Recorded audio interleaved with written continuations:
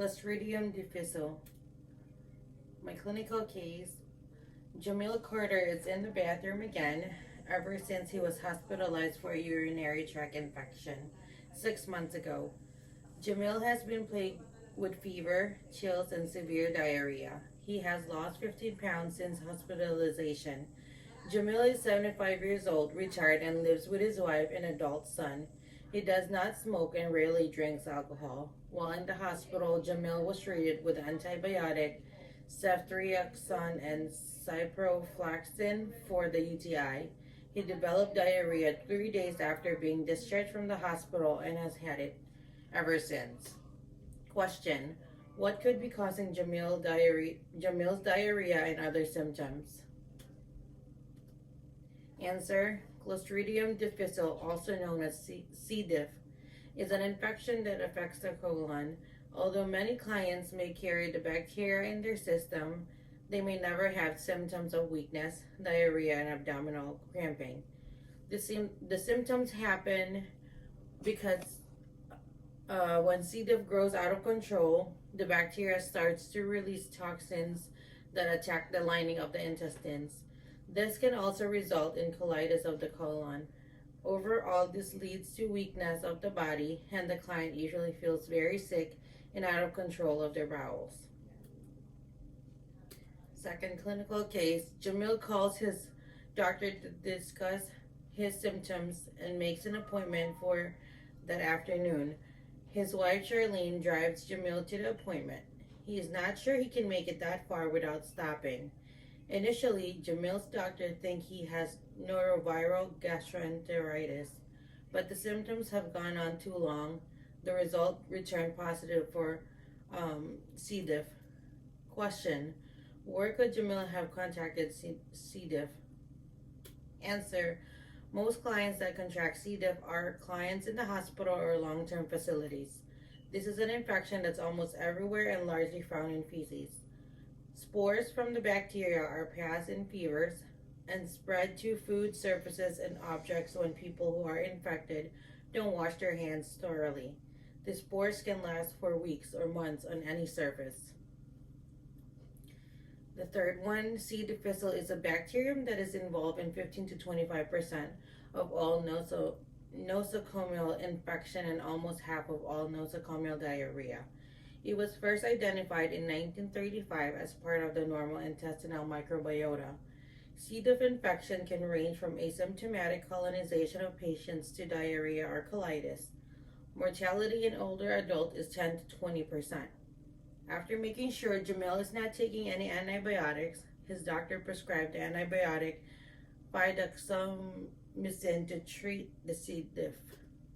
Question: what other antibiotic can be recommended for the treatment of C. diff? Other than antibiotic, what other treatment modalities may be recommended for C. diff infection? Answer: ironically, the standard treatment for C. diff is another antibiotic. These antibiotics keep C. diff from growing, which in turn treats diarrhea and other complications. Your doctor may prescribe vancomycin or fidaxomicin or metronidazole. May be rarely used if vancomycin or fidaxomicin aren't available. And that's a picture of C. diff. Characteristic: C. diff is a spore-forming bacterium that causes life-threatening diarrhea, gastrointestinal infection, and potential sepsis. It is usually a side effect of taking antibiotics. The rise of C. diff in the 1970s was triggered by the widespread use of the antibiotic clindamycin. In addition to clindamycin, common offenders include broad-spectrum penicillin, cephalosporin, and fluoroquinolones. C. diff is classified as an anaerobic bacterium because it thrives in the absence of oxygen. C. diff passes through a life cycle in which the actively dividing form transforms itself into the spore stage. Spores are inert and metabolically inactive, so they don't cause disease. At the same time, though, spores are very tough and sturdy. They are hard to kill with disinfectants, and they shrug off even the most powerful antibiotics. Some people carry the bacterium C. diff in their intestine but never become sick, though rarely may still spread the infection. Signs and symptoms usually develop within 5 to 10 days after starting a course of antibiotics, but may occur as soon as the first day or up to 2 months later. Bad bacteria. How C. diff causes trouble. Patients with C. diff shed pores into their feces.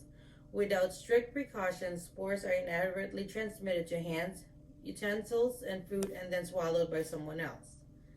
The spores comes to life in the second person's GI tract, but in the best of circumstances, the normal bacteria keep C. diff in check and illness does not develop. But if the good bacteria have been knocked down by antibiotic, C. diff gets the upper hand. As C. diff multiplies and grows, it produces toxins that injure the lining of the colon, producing diarrhea, inflammation, and sometimes worse. Ordinary strains of C. diff produces two toxins called toxins A and B, but the new worrisome hypervirulent strains produce up to 16 times more toxin A and 23 times more toxin B. Risk factors. Most cases of C. diff occur when you've been taking antibiotics. There are other risk factors too. Being 65 or older, recent hospitalization, a weakened immune system, previous infection with C. diff, or known exposure to the germs. Signs and symptoms. Symptoms might develop within a few days after you begin taking antibiotics. Diarrhea, including loose, watery stools or frequent bowel movement for several days. Blood or pus in the stool. Fever, stomach tenderness or pain. Loss of appetite, nausea, increased white blood cell count. Diagnosing C. diff. Stool test.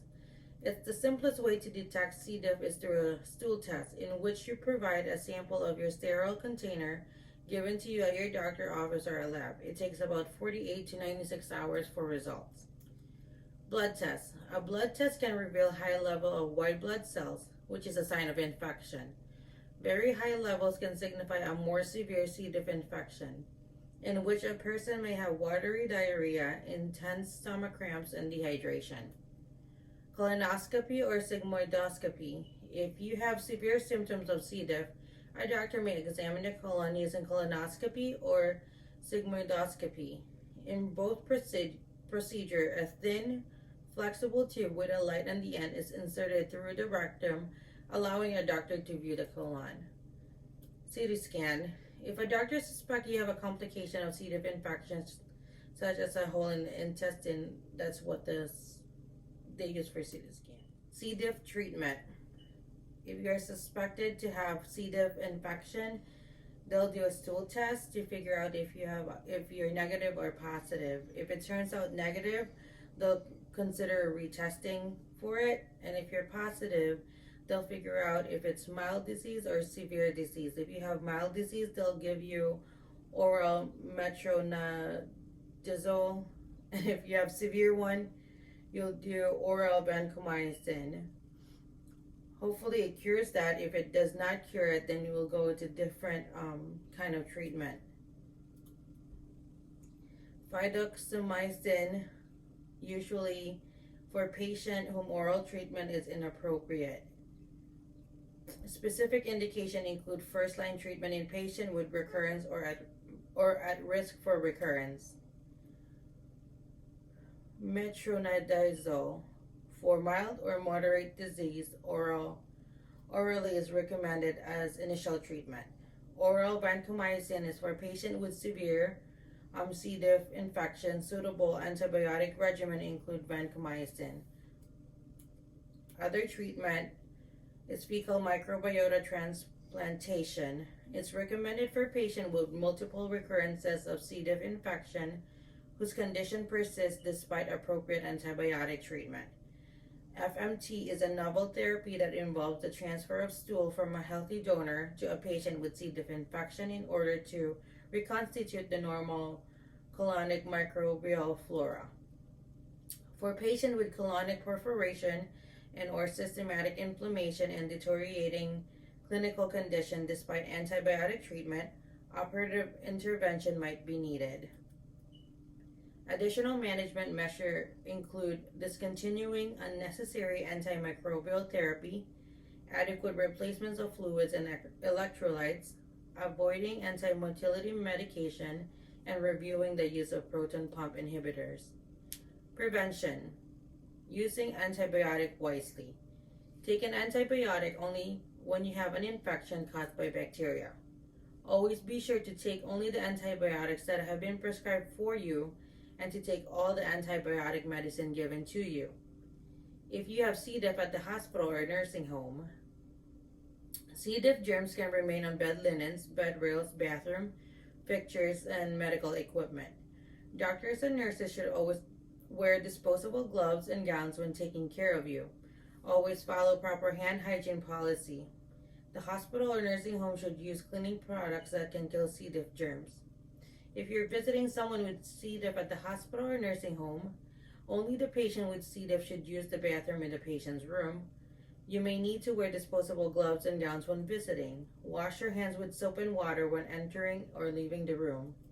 If at home, wash your hands often with soap and water, especially after using the bathroom and before eating or preparing food.